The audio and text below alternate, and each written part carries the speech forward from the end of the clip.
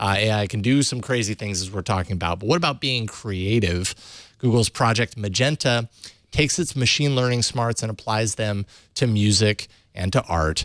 This means that in the future, possibly not too distant, Google might be writing the music that you listen to.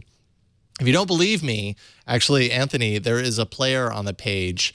Go ahead. Oh, actually, sorry, the other link. Well, that's another example of it. But on the first page, there is a song from the article. The very first song that it has written all by itself on the article page. If you want to play that, feast your ears on this.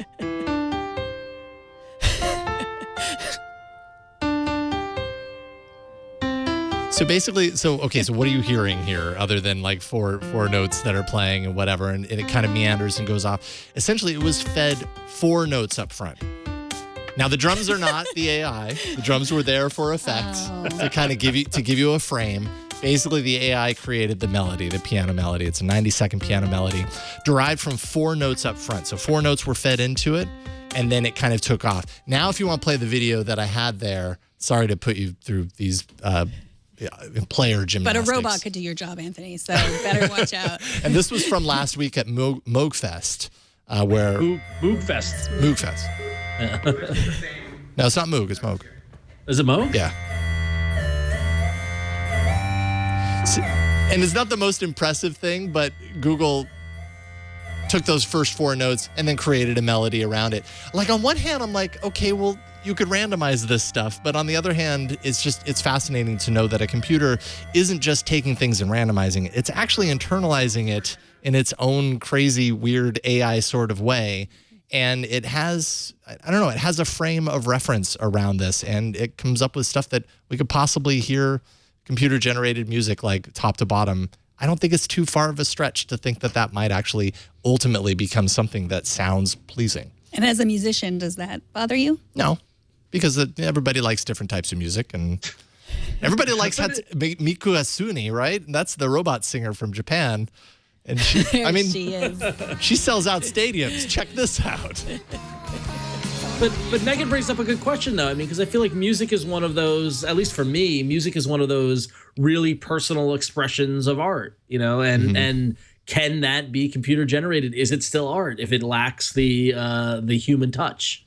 Well, there's a lot of things right now that lack the human touch that people love. Auto-tune, for example. Sure, there may have been someone there at the controls doing it, but I mean, people are taking an analog voice, a recorded voice with a microphone, and smashing it into a robotic voice just by the tune that they're, perfecting it with things like auto-tune. And people love it. Not everybody. Do they love it? Do they love it? Yes, people do love it. Some people do. Otherwise, they wouldn't have been making music like this for 10 to 12 years now and selling millions upon millions of copies of it.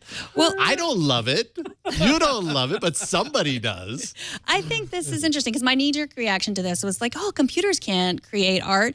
But then I started to do some research and I was thinking about, like, what about painting versus photography? Like, I'm sure they were having this same conversation. Like, here's a piece of technology that can, take a photo.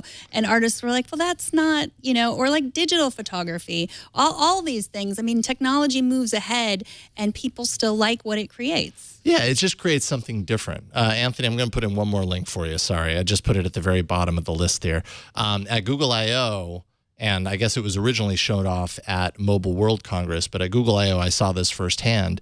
It's a Nexus 6P that's connected to this gigantic machine that dangles that little writing mechanism from 2 strings. And what you do is you feed it a photo, and it does this artistic kind of line-drawn interpretation. The computer actually creates this, and is able to draw it in an analog form. So, we're seeing all sorts of different like artistic renditions. It's just a different perspective. In this case, it's a computerized perspective versus a human touch. And does creative expression have to be human? I don't know. I guess that's the overarching question. But very cool stuff. Very interesting. I'm very curious to see, because I think a lot of stuff that you hear on the radio is very electronic based.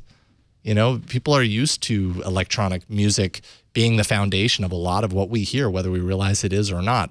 So what's to say a computer couldn't create music that's actually pleasing to the ear? Maybe better than the piano melody that we just heard. Yeah. That's the beginning. That's the first song it's ever written. So cut it some slack. I'll give it credit. It's better than any song I've ever written. There you go. Me too. Yeah.